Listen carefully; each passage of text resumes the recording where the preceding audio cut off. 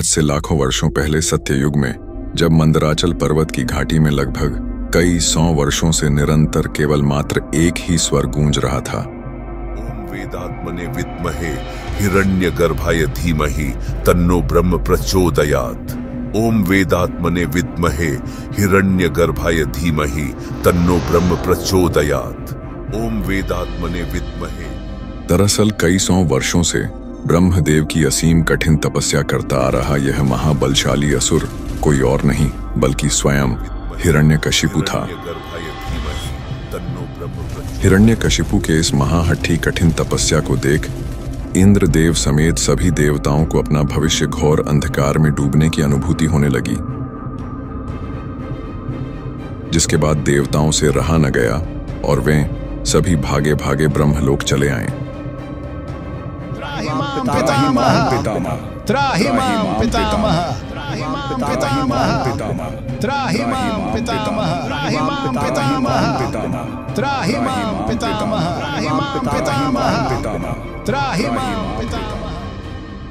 ब्रह्मलोक आते ही इंद्रदेव समेत सभी देवताओं ने ब्रह्मदेव को अपना अभिवादन देते हुए ब्रह्मदेव के सम्मुख अपनी चिंता व्यक्त करने लगे।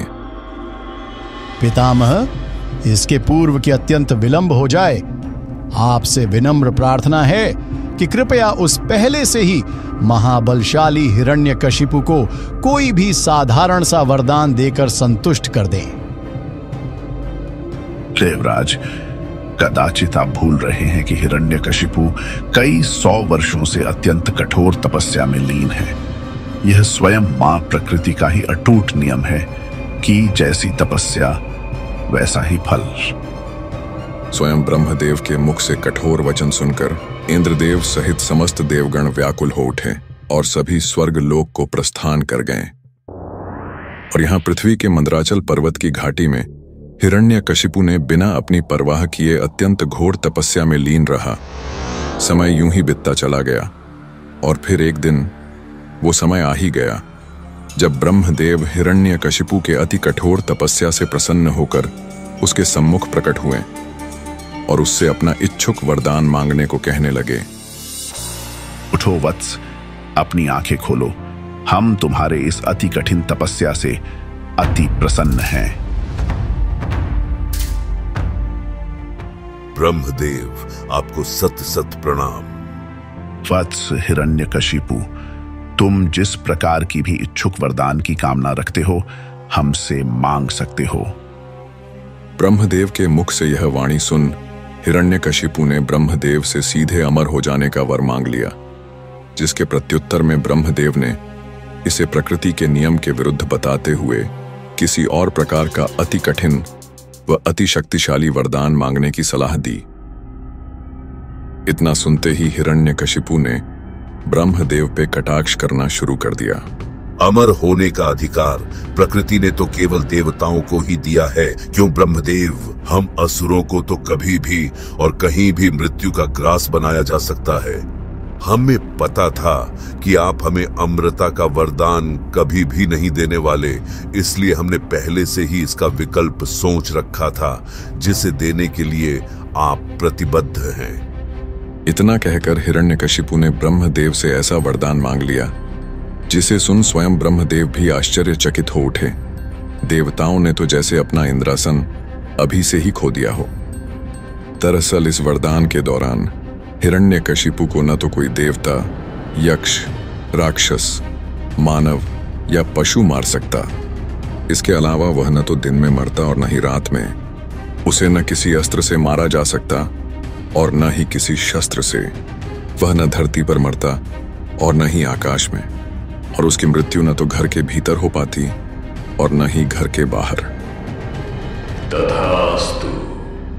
ब्रह्मदेव द्वारा वरदान प्राप्ति के पश्चात हिरण्यकशिपु अपने जीवन को लेकर पूरी तरह से सुनिश्चित हो चुका था। अब उसे अपने मृत्यु का भय न था। वह स्वयं को अजय अमर ही समझ बैठा था।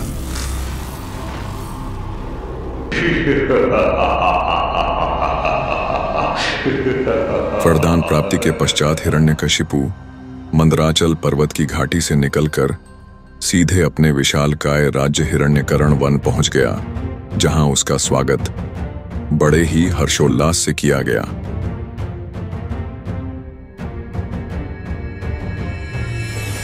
अपने सिंहासन में बैठने के पश्चात उसने अपने आसुरी सैनिकों को सबसे पहले तो अपने राज्य व राज्य के आसपास के क्षेत्रों में हो रहे विष्णु भगवान के पूजा पाठ को तत्काल ही प्रतिबंध करवाने का आदेश दे दिया।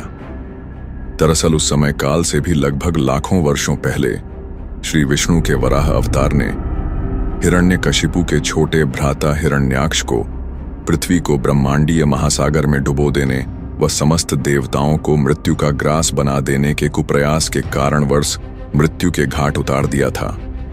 और इसी कारणवश हिरण्यकशिपु श्री विष्णु का परम शत्रु बन चुका था। और यदि कोई इसका विरोध करे तो उसे निसंकोच वहीं मृत्यु के घाट उतार देना। हिरण्यकशिपु का आदेश पाते ही उसके आसुरी सैनिक राज्य व राज्य के बाहरी क्षेत्रों में अलग अलग दिशाओं में फैलकर संपूर्ण विष्णु भक्तों को विष्णु पूजा व भक्ति न करने की चेतावनी देने लगे, और जो इसका विरोध करने का साहस करते उन्हें हिरण्यकशिपु के आसुरी सैनिक मात्र एक झटके में मृत्यु के घाट उतार दिया करते। हिरण्यकशिपु के इस उद्दंडता से राज्य के समस्त विष्णु भक्त आतंकित हो चुके थे और कई तो मृत्यु के ग्रास भी बन चुके थे। समय बीतने के साथ साथ हिरण्यकशिपु और भी अधिक निर्दयी बनता गया। धीरे धीरे उसके अंदर विस्तारवाद की सोच पनपने लगी, जिसके बाद उसने पूरी पृथ्वी में अपना आधिपत्य स्थापित करने का मन बना लिया और साथ ही बिना विलंब किए उसने योजना बनाना भी आरंभ कर दिया। योजना बनते ही हिरण्यकशिपु ने अपने आसुरी सैनिकों को साथ में लिए सबसे पहले तो अपने पड़ोसी राज्यों के ऊपर प्रचंड रूप से टूट पड़ा। हिरण्यकशिपु जैसे महाबलशाली असुर को देख आसपास के समस्त राजाओं ने आपस में गठबंधन कर लिया। समस्त राजा मिलकर युद्ध के मैदान में हिरण्यकशिपु के विरुद्ध युद्ध लड़ने तो चले आए, परंतु वे ज्यादा समय तक युद्ध को संभाल न सकें। हिरण्यकशिपु उन सभी राजाओं पे अकेले ही भारी पड़ने लगा। हिरण्यकशिपु और उसके कुछ आसुरी योद्धाओं ने कुछ ही क्षण भर के भीतर समस्त राजाओं समेत उनके समस्त सैनिकों को मृत्यु के घाट उतार दिया और फिर उनके राज्य पर अपना आधिपत्य जमा लिया। अब इसके बाद हिरण्यकशिपु यहीं नहीं रुका, बल्कि उसने अपने विस्तारवाद को प्रचंड रूप से जोर देते हुए पृथ्वी के अलग अलग कोनों में फैलाना शुरू कर दिया। उसने अत्यंत ही कम समय काल के भीतर ही पृथ्वी के हर राज्यों, महाद्वीपों व कबीलों पर अपना आधिपत्य जमा लिया। उसके नाम मात्र से ही समस्त मनुष्य जाति थर्राने लगी थी। समस्त पृथ्वी पे अपना आधिपत्य स्थापित करने के पश्चात हिरण्यकशिपु ने अपनी दृष्टि पाताल लोक पे केंद्रित की, जहां की तमाम प्रकार के शक्तिशाली राक्षसों व असुरों का राज्य था। हिरण्यकशिपु ने पाताल लोक के समस्त असुरों के ऊपर आधिपत्य स्थापित करने से ठीक पहले एक असुर होने के नाते उनके पास अपने दूतों को भेजकर स्वयं को उन पाताल लोकी असुरों का राजा मनवाने पर दबाव बनाने लगा, जिसे अधिकतर पाताल लोकी असुरों ने हिरण्यकशिपु के प्रबल क्षमता व शक्ति को ध्यान में रखते हुए सहज ही स्वीकार कर लिया, और जिन असुरों ने उसके प्रस्ताव को ठुकराया उन्हें हिरण्यकशिपु ने स्वयं धूल चटाकर अपने अधीन कर लिया। समय बीतने के साथ साथ हिरण्यकशिपु अब पृथ्वी समेत समस्त पाताल लोकों का भी स्वामी बन चुका था, पर फिर भी उसकी विस्तारवाद की भूख अब तक शांत न हुई थी। अब उसकी दृष्टि स्वर्ग लोक तक जा पहुंची थी। साथ ही उसे अपने भ्राता हिरण्याक्ष के अपूर्ण कार्य को भी पूर्ण करना था, जिसके लिए उसने अपने सेनापति व प्रमुख आसुरी योद्धाओं के साथ एक सर्वोत्तम युद्ध रणनीति बनाई और सही समय देख अपनी आसुरी सेना लिए अपने तीव्र शक्ति का उपयोग करते हुए उसने राज्य के भीतर ही स्वर्ग लोक जाने का ऊर्जावान प्रवेश द्वार खोल दिया। फिर उसी प्रवेश द्वार के माध्यम से हिरण्यकशिपु अपनी विशाल आसुरी सेना लिए कुछ ही क्षण भर के भीतर ही स्वर्ग लोक में प्रवेश कर गया और जोरों से ठहाके लगाता हुआ इंद्रासन के सम्मुख आ खड़ा हुआ। हिरण्यकशिपु को साक्षात अपने सम्मुख खड़े देख इंद्रदेव समेत सभी देवता विचलित हो उठे और क्रोधित होते हुए हिरण्यकशिपु को पृथ्वी वापस चले जाने की चेतावनी देने लगे। परंतु हिरण्यकशिपु देवताओं के सम्मुख खड़ा हुआ मात्र ठहाके ही लगाए जा रहा था और देखते ही देखते उसके अनेकों आसुरी योद्धा स्वर्ग पे पांव जमा चुके थे। यह दृश्य देख इंद्रदेव समझ चुके थे कि अब युद्ध होना तो निश्चित ही संभव है, जिसके बाद युद्ध का बिगुल बजा और समस्त आसुरी और देवसेना आपस में एक दूसरे के ऊपर टूट पड़े और यहाँ इंद्रदेव, अग्निदेव एवं सूर्यदेव समेत समस्त देवता मिलकर हिरण्यकशिपु और उसके प्रमुख योद्धाओं को प्रचंड रूप से बराबरी का टक्कर दे रहे थे। देवता अपने विस्फोटक शक्तियों का उपयोग हिरण्यकशिपु समेत उसके समस्त प्रमुख आसुरी योद्धाओं पर खुलकर करने लगे, जिसमें कि हिरण्यकशिपु के समस्त प्रमुख योद्धा एक के बाद एक ढेर होते चले गए और यहाँ उसकी आसुरी सेना भी देवसेना के सम्मुख शक्तिहीन होती हुई दिख रही थी। यह मरण संहार का दृश्य देख हिरण्यकशिपु के क्रोध का ठिकाना न रहा, जिसके बाद हिरण्यकशिपु ने अपने शारीरिक बल के साथ साथ अपने प्रचंड शक्तियों का भी सदुपयोग कर अकेले ही समस्त देवताओं के ऊपर टूट पड़ा। उसने अकेले ही अपने लगातार प्रचंड शक्ति प्रहार से इंद्रदेव समेत सभी देवताओं को मारते मारते लगभग अचेत ही कर दिया। हिरण्यकशिपु का यह भयंकर रूप देख देवता भय से थड़-थड़ कांपने लगे और इससे पहले कि हिरण्यकशिपु सभी देवताओं को बंदी बनाता, सभी देव भयभीत होते हुए स्वर्ग से अंतर्धान हो गए। इंद्रदेव समेत समस्त देवताओं को युद्ध हारकर स्वर्ग से अंतर्धान होता देख देवसेना भी छिन्न भिन्न होने लगी, जिसमें कई देवसेना तो आसुरी सेना के हाथों वीर गति को प्राप्त हो गए और कई तो अपने प्राण बचाकर स्वर्ग से अंतर्धान हो गए। जिसके बाद हिरण्यकशिपु ने बड़े ही हर्षोल्लास के साथ स्वर्ग पे अपनी जीत का परचम लहराया और इंद्रासन पे विराजमान हो गया। स्वर्गलोक को जीतने के बाद हिरण्यकशिपु ने कभी भी मुड़कर पीछे नहीं देखा। वह लगातार पूरे ब्रह्मांड में एक के बाद एक लोक व राज्य जीतता ही गया, जिसमें यमलोक और नागलोक प्रमुख थे। और एक समय ऐसा भी आया जब वैकुंठ लोक, ब्रह्मलोक, देवी लोक एवं कैलाश को छोड़ हिरण्यकशिपु पूरे ब्रह्मांड यानी कि तीनों लोकों का स्वामी बन चुका था। इंद्रदेव समेत समस्त देव हिरण्यकशिपु के भय से पूरे ब्रह्मांड में छिप छिपाए त्रिदेवों के शरण में रहने लगे थे। उस समय काल में हिरण्यकशिपु को पूरे ब्रह्मांड में चुनौती देने वाला कोई भी न था। समय यूं ही बीतता गया और फिर एक दिन वह अत्यंत ही दुर्लभ क्षण आया जब हिरण्यकशिपु की पत्नी कयाधु ने एक दिव्य शिशु को जन्म दिया और उस दिव्य शिशु का नाम प्रहलाद रखा गया। प्रहलाद को लेकर हिरण्यकशिपु अत्यंत ही प्रसन्न था। वह अपने पुत्र प्रहलाद को भी स्वयं की ही भांति त्रिलोकी असुर राज बनाना चाहता था। फिर कुछ वर्षों में ही कयाधु ने और भी 3 पुत्रों को जन्म दिया, जिनका नाम अनुहलाद, सहल्लाद एवं हल्लाद रखा गया। और तब तक हिरण्यकशिपु का ज्येष्ठ पुत्र प्रहलाद किशोरावस्था में पहुंच चुका था। प्रहलाद अपने चेतनावस्था से ही भगवान विष्णु से अत्यंत ही प्रभावित होकर उनका परम भक्त बन चुका था। भगवान विष्णु से भक्त प्रहलाद का एक अटूट संबंध बन चुका था, जो कि आम संबंधों से परे था। भक्त प्रहलाद अपने गुरुकुल में शिक्षा प्राप्त करने के साथ ही साथ दिन रात श्री विष्णु की उपासना भी किया करते। समय बीतने के साथ साथ उनकी शिक्षा पूर्ण हुई, जिसके बाद उनके गुरु प्रहलाद को लिए हिरण्यकरण वन राज्य लौटे और हिरण्यकशिपु के सम्मुख प्रस्तुत हुए। उस समय हिरण्यकशिपु मदिरा पान में डूबा हुआ था। वह अपने पुत्र प्रहलाद को देख अत्यंत प्रसन्न भी हुआ, जिसके बाद प्रहलाद ने अपने पिता के चरणों में झुककर प्रणाम किया।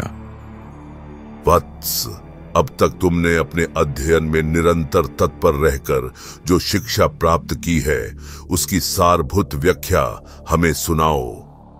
जिसके बाद प्रहलाद अपनी शिक्षा की व्याख्या बताने से पूर्व श्री विष्णु को सादर प्रणाम करने लगा।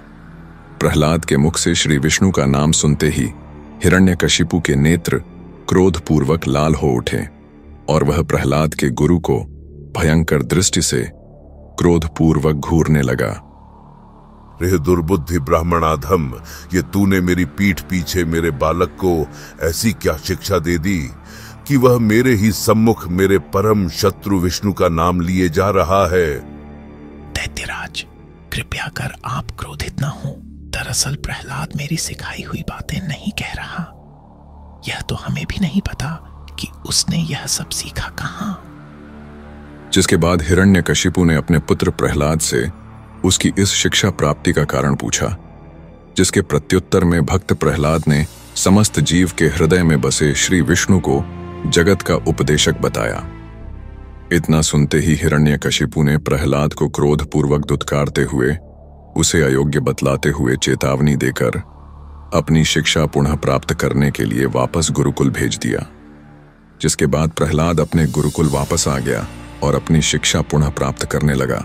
और यहाँ हिरण्यकशिपु का पूरे सृष्टि पे अत्याचार दिन दुगनी और रात चौगुनी के गति से बढ़ता ही रहा। उसने पृथ्वी समेत समस्त ब्रह्मांड में अपने अधिकार क्षेत्रों में अब सभी देवी देवताओं के पूजा पाठ को पूरी तरह से बंद करवाकर स्वयं मात्र की पूजा करवाने पर जोर देने लगा। फिर समय बीतने के साथ साथ भक्त प्रहलाद ने अपनी शिक्षा पुनः प्राप्त कर ली। जिसके बाद हिरण्यकशिपु का बुलावा आने पर समस्त गुरुमंडल भक्त प्रहलाद को लिए वापस से हिरण्यकर्ण वन पहुंच गए और फिर से हिरण्यकशिपु के समक्ष प्रस्तुत हुए। तो पुत्र, आज कोई गाथा सुनाओ जिनसे यह संपूर्ण सृष्टि, समस्त प्रधान तत्व और समस्त चराचर जगत उत्पन्न हुआ है। वे समस्त प्रपंच के कारण परम पालनकर्ता भगवान श्री विष्णु हम पर प्रसन्न हो। इतना सुनते ही हिरण्यकशिपु फिर से क्रोध से भर उठा और इस बार उसने अपने आसुरी सैनिकों को प्रहलाद का वध कर देने की आज्ञा दे डाली। उसकी आज्ञा पाते ही वहां उपस्थित सहस्त्र असुर अपनी धारदार अस्त्र शस्त्र लिए भक्त प्रहलाद को मृत्यु के घाट उतार देने को आतुर हो उठे और सभी एकत्र होकर भक्त प्रहलाद के ऊपर टूट पड़े। उनके अनेकों शस्त्र समूहों के प्रहार के बाद भी भक्त प्रहलाद को तनिक भी वेदना न हुई और वे ज्यों के त्यों नवीन बल संपन्न बैठे रहे। यह देख हिरण्यकशिपु अचंभे में पड़ गया और फिर उसने भक्त प्रहलाद को विष्णु भक्ति छोड़ स्वयं हिरण्यकशिपु की भक्ति करने पर जोर देने लगा। जिसके प्रत्युत्तर में भक्त प्रहलाद ने श्री विष्णु को ही अनंत सनातन बताया। यह सुनकर हिरण्यकशिपु का क्रोध सातवें आसमान पर पहुंच गया। जिसके बाद उसने अपने भयंकर विष वाले सर्प सेना को बुलाया और उन्हें भक्त प्रहलाद को अपने विषाग्नि दंतों से काटकर नष्ट कर देने की आज्ञा दे दी। जिसके बाद में सभी विषधर सर्प बनकर भक्त प्रहलाद के ऊपर टूट पड़े और उनके समस्त अंगों में काटने लगे। परंतु भक्त प्रहलाद के श्री विष्णु के ध्यान में डूबे होने के कारण उनके ऊपर समस्त विषैले डंकों का भी कोई प्रभाव न हुआ। हालांकि समस्त सर्प सैनिकों के दंत जरूर टूट चुके थे, उनकी मणियां छटकने लगी थीं, फनों में पीड़ा और हृदय अवश्य कांपने लगा था। यह देख हिरण्यकशिपु आश्चर्यचकित होने के साथ साथ उग्र क्रोधित भी होने लगा। उसके इस अशांत क्रोध को देख सभी गुरु मंडल उसके सम्मुख आए और उन्हें प्रहलाद के सभी दोषों को क्षमा कर उन्हें एक और अवसर देने की प्रार्थना करने लगे। उनके इस बारंबार प्रार्थना को देख हिरण्यकशिपु ने उन्हें अंतिम अवसर दे ही दिया। जिसके बाद समस्त गुरु मंडल भक्त प्रहलाद को अपने संघ गुरुकुल ले आए और उन्हें बड़े ही अनुशासित होकर पढ़ाने लगे। परंतु पढ़ाई कर चुकने के पश्चात भक्त प्रहलाद समस्त दानव कुमारों को हर दिन विष्णु भक्ति का उपदेश दिया करते। और जब यह बात गुरु मंडल को पता चली तो उन्होंने किसी आसुरी सैनिक के माध्यम से यह समाचार असुर राज हिरण्यकशिपु तक पहुंचा दी।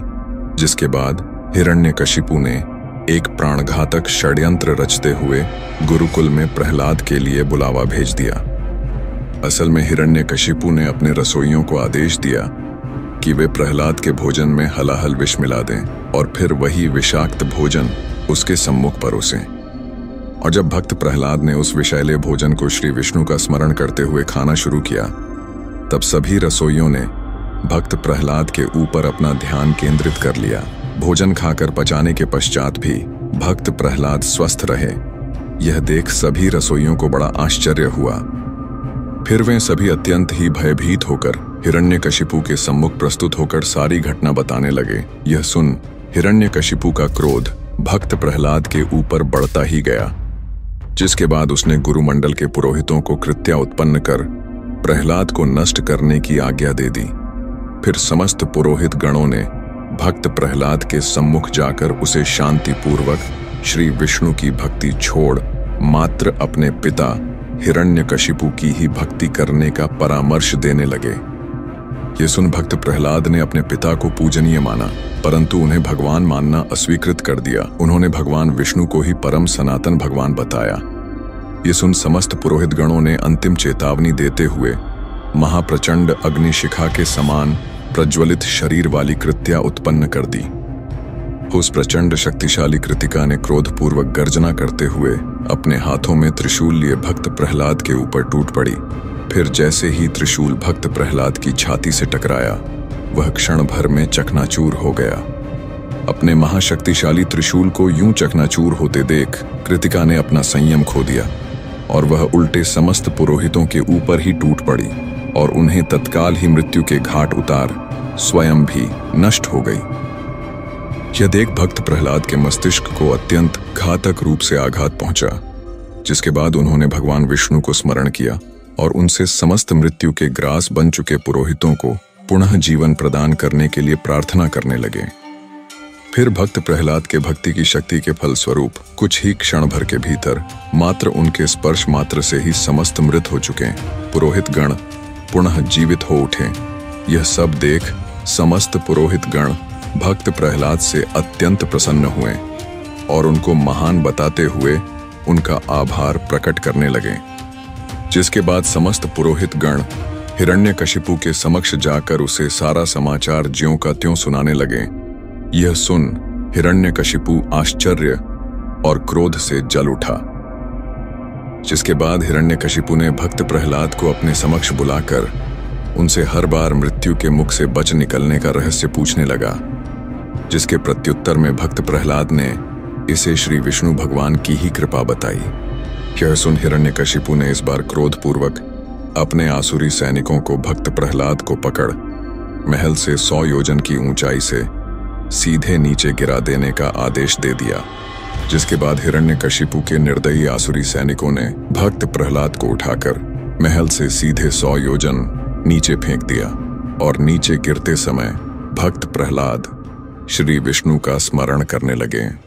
श्री विष्णु के कृपा से भक्त प्रहलाद के धरती में गिरने से पूर्व ही जगतधात्री पृथ्वी ने भक्त प्रहलाद को अपने गोद में थाम लिया और धरती पर रख अंतर्धान हो गई। भक्त प्रहलाद को सकुशल देख आसुरी सैनिकों ने हिरण्यकशिपु को यह समाचार सुना दी। यह समाचार सुन हिरण्यकशिपु क्रोध से लाल होते हुए तनिक भी विलंब न करते हुए अपने आसुरी सैनिकों को भक्त प्रहलाद को नागपाश से बांधकर महासागर में डुबो देने का आदेश दे दिया। जिसके बाद उन आसुरी सैनिकों ने भक्त प्रहलाद को बंदी बनाकर नागपाश से बांधकर महासागर में डुबो दिया। परंतु भक्त प्रहलाद को नागपाश सहित महासागर में डुबो देने के पश्चात महासागर में जोरदार हलचल होने लगी। सभी ओर ऊंची ऊंची लहरें उठने लगीं। महासागर के इस भयंकर हलचल को देख हिरण्यकशिपु ने भक्त प्रहलाद को एक मायावी बालक बतलाते हुए आसुरी सेना को उसे ऊपर से बड़ी बड़ी चट्टान शिलाओं से ढक देने का आदेश दे दिया। जिसके बाद आसुरी सेना ने महासागर में डूबे भक्त प्रहलाद को चट्टानों से ढककर उसके ऊपर हजारों योजन का ढेर कर दिया।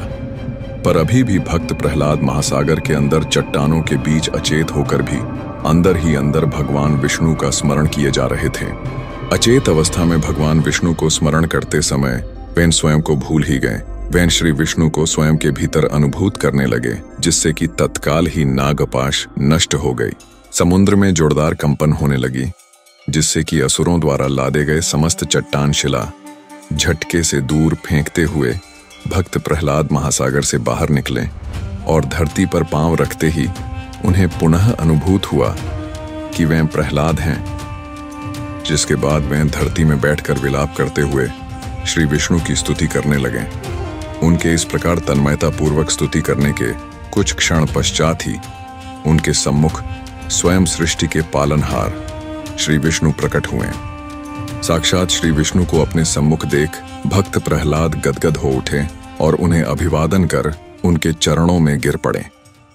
हे प्रहलाद, मैं तुम्हारी अनन्य भक्ति से अति प्रसन्न हूं। तुम्हें जिस वर की इच्छा हो मुझसे मांग लो। ये सुन भक्त प्रहलाद अपने हर योनि में मात्र विष्णु भक्त ही बने रहने का वर मांगते हैं, जिसे भगवान विष्णु स्वीकृति देते हुए अन्य वर भी मांगने को कहने लगते हैं। जिसके बाद भक्त प्रहलाद समस्त प्रकार के पाप कर चुके अपने पिता हिरण्यकशिपु को पाप मुक्त करने का वर मांग लेते हैं। जिसके बाद तथास्तु कहकर श्री विष्णु अंतर्धान हो जाते हैं। जिसके बाद भक्त प्रहलाद वापस से महल में प्रवेश कर सीधे अपनी माता कयाधु के कक्ष की ओर चल देते हैं, जहां उन्हें माता कयाधु अपने सीने से लगा लेती हैं और उसी क्षण वहां हिरण्यकशिपु भी आ धमकता है। भक्त प्रहलाद को सकुशल अपनी माता के संग देख हिरण्यकशिपु गुस्से से हाथ मलता रह जाता है और गहरे चिंतन में पड़ जाता है। फिर उसे अपनी छोटी बहन होलिका का ध्यान आता है, जिसके बाद वह होलिका के पास बुलावा भेजता है। फिर अगले ही दिन महल में होलिका का आगमन होता है, जिसके साथ हिरण्यकशिपु एक संपूर्ण भयंकर योजना बनाता है, जिसे पूरे नगर में एक आयोजन का नाम दे दिया जाता है। और इस आयोजन के अंतर्गत भक्त प्रहलाद को जलती हुई चिता में होलिका के संग बिना किसी क्षति के बैठने की घोषणा कर दी जाती है। असल में होलिका को ब्रह्मदेव से आग में न जलने का वर प्राप्त था और इसी का लाभ उठाकर हिरण्यकशिपु भक्त प्रहलाद को मृत्यु के घाट उतार देना चाहता था। फिर संध्या होते ही इस मिथ्या आयोजन की शुरुआत हो ही जाती है, जिसमें कि कयाधु के न चाहते हुए भी बलपूर्वक भक्त प्रहलाद को होलिका के गोद में चिता के ऊपर बैठाकर आग लगा दिया जाता है। आग लगते ही भक्त प्रहलाद श्री विष्णु को स्मरण करने लगते हैं और वहीं होलिका जोरों से ठहाके लगाने लगती है, जिसे देख हिरण्यकशिपु भी जोरों से ठहाके लगाने लगता है। फिर कुछ क्षण बीतने के पश्चात भक्त प्रहलाद को तो कुछ न हुआ, परंतु वहीं होलिका को गर्मी की अनुभूति अवश्य होने लगती है। क्षण बीतने के साथ साथ यह गर्मी जलन में परिवर्तित हो जाती है और होलिका उसी चिता में छटपटाते हुए भस्म हो जाती है, जिसे देख हिरण्यकशिपु मात्र गर्जना और विलाप के कुछ न कर पाया। और वहीं भक्त प्रहलाद फिर से सकुशल मृत्यु को मात देते हुए चिता से बाहर आ गए, जिसे देख सभी आश्चर्यचकित पर हिरण्यकशिपु क्रोध से लाल हुए जा रहा था। नगर समेत महल में शोक का वातावरण था। धीरे धीरे सूर्यास्त भी हुआ और फिर आसुरी सैनिकों ने भक्त प्रहलाद को बलपूर्वक राजसभा में हिरण्यकशिपु के सम्मुख प्रस्तुत किया।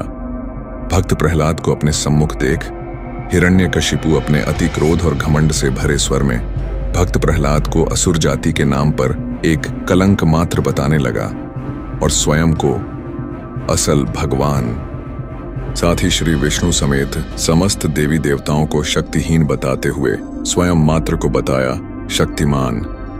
मैं स्वयं सूर्य, मैं स्वयं चंद्र, मैं स्वयं वायु, मैं ही स्वयं काल, पूरे सृष्टि में मुझ सा न कोई भगवान। इतना कहते हुए हिरण्यकशिपु ने स्वयं मात्र को ही भगवान मनवाने के लिए भक्त प्रहलाद पे जोर देने लगा, जिसे कि भक्त प्रहलाद ने गलत बताते हुए मात्र भगवान विष्णु को ही सत्य बताया।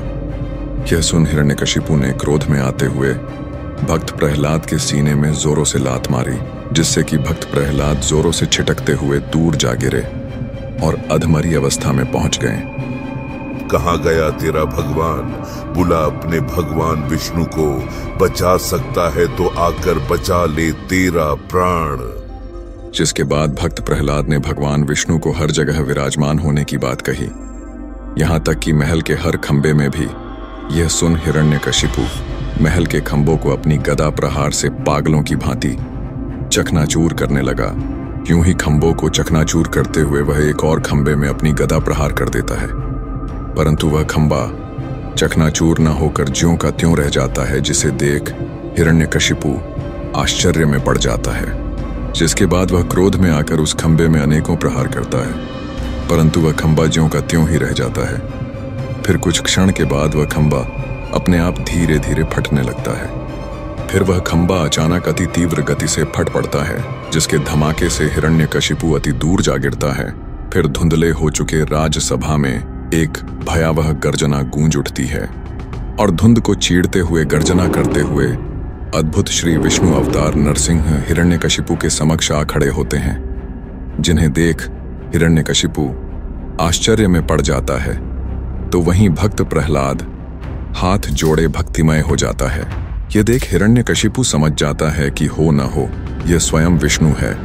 जिसके बाद अपने समक्ष महाउग्र नरसिंह को देख हिरण्यकशिपु स्वयं भी महाक्रोधित होते हुए अपनी गदा लिए भगवान नरसिंह पे टूट पड़ता है और नरसिंह पे अपनी गदा लिए अंधाधुंध प्रहार करने लगता है। पर उसके गदा का नरसिंह पे कोई भी असर न होता है। जिसके बाद नरसिंह अपने पंजे के एक ही वार से हिरण्यकशिपु के गदा को चकनाचूर कर देते हैं। यह देख हिरण्यकशिपु तिल मिलाते हुए एक धारदार शक्तिशाली तलवार प्रकट कर नरसिंह पे फिर से प्रहार करने लगता है। पर इस तलवार का भी नरसिंह पे कोई असर ना होता है, जिसे कि नरसिंह पुनः अपने प्रहार से नष्ट कर देते हैं। यूं ही अपने अनेकों अस्त्र शस्त्र को नष्ट होता देख हिरण्यकशिपु अब मल्ल युद्ध करने को उतारू हो जाता है। जिसके बाद वह अपने मुक्के को ताने सीधे नरसिंह पर टूट पड़ता है, परंतु नरसिंह उसके मुक्के को पकड़ धरती पर पटक देते हैं और उसे मल्ल युद्ध के दौरान वहीं धूल चटाने लगते हैं। यह शक्तिशाली दृश्य देख समस्त असुर आश्चर्यचकित होते हुए डर से थर्राने लगते हैं। ये पहली बार था जब हिरण्यकशिपु के समक्ष कोई उससे भी अधिक शक्तिशाली उससे युद्ध करता हुआ उसे लगातार धूल चटाए जा रहा था। स्वयं को यूं लगातार मार खाता हुआ देख वह समझ चुका था कि अब भागने में ही उसकी भलाई है। जिसके बाद वह नरसिंह से दूरी बनाता हुआ इधर उधर भागने लगा, परंतु नरसिंह भगवान ने उसका पीछा करते हुए उसे अपने पंजों में दबोच लिया और उसे पूरे राजमहल में घसीटते हुए मुख्य द्वार के चौखट तक ले गए और उसे हवा में उछालते हुए अपने गोद में लेटा दिया। विष्णु, मुझे कोई भी नहीं मार सकता, चाहे कितना भी प्रयत्न कर लो तुम। तू ना अभी घर के अंदर है ना ही बाहर, तू ना धरती पर है ना ही आकाश में, ना अभी दिन है और ना ही रात्रि। मैं न तुझे अस्त्र से मारूंगा और ना ही शस्त्र से, और मैं ना तो देवता हूँ, ना यक्ष, ना राक्षस, ना मनुष्य और ना ही पशु। मैं हूँ नरसिंह।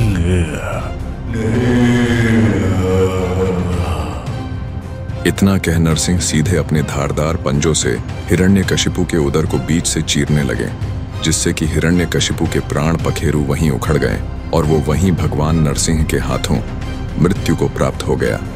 यह देख भक्त प्रहलाद को अपने पिता के मृत्यु का अत्यंत ही शोक हुआ, परंतु इसे उन्होंने श्री विष्णु की इच्छा मात्र समझते हुए भगवान नरसिंह के समक्ष हाथ जोड़े बैठे रहे। अपने असुर राज्य को यूं छटपटाकर मृत्यु के घाट उतरता देख समस्त आसुरी सेना हिरण्यकरण वन राज्य को छोड़ पाताल लोक की ओर भागने लगी और हिरण्यकशिपु के कुछ प्रमुख आसुरी सैनिकों ने यह भयंकर दृश्य देख अपना नियंत्रण खोते हुए नरसिंह पर हमला बोल दिया। जिसके बाद नरसिंह ने अपने प्रलयनकारी प्रहार से समस्त उग्र आसुरी सैनिकों को मिट्टी में मिलाते गए। समस्त सृष्टि को हिरण्यकशिपु के चंगुल से मुक्त होता देख इंद्रदेव समेत समस्त देवता अत्यंत ही प्रसन्न हुए, पर उनकी यह प्रसन्नता चिंता में तब परिवर्तित हो गई जब नरसिंह समस्त उग्र हो चुके संपूर्ण आसुरी सेना को मृत्यु के घाट उतार देने के पश्चात भी शांत न हुए। असल में हिरण्यकशिपु जैसे महाप्रलयनकारी असुर समेत उसके समस्त प्रमुख असुरों को मारते मारते नरसिंह का क्रोध इतना उग्र हो चुका था कि वह अब शांत होने की जगह बढ़ता ही जा रहा था और अब वे पूरी तरह से अपने नियंत्रण से बाहर हो चुके थे, जो कि संपूर्ण सृष्टि के विनाश का कारण बनने वाला था। और यह विनाश लीला देख समस्त देवताओं को सिर्फ एक ही मार्ग सूझा और वो था कैलाश का मार्ग। जिसके बाद समस्त देवता पृथ्वी में स्थित कैलाश चले आए। सृष्टि की रक्षा करें महादेव, अन्यथा नरसिंह पृथ्वी समेत समस्त सृष्टि को उजाड़कर समाप्त कर देंगे। इस पूरी सृष्टि में एकमात्र आप ही हैं जो नरसिंह देव को नियंत्रण में ला सकते हैं। जागिए महादेव, जागिए।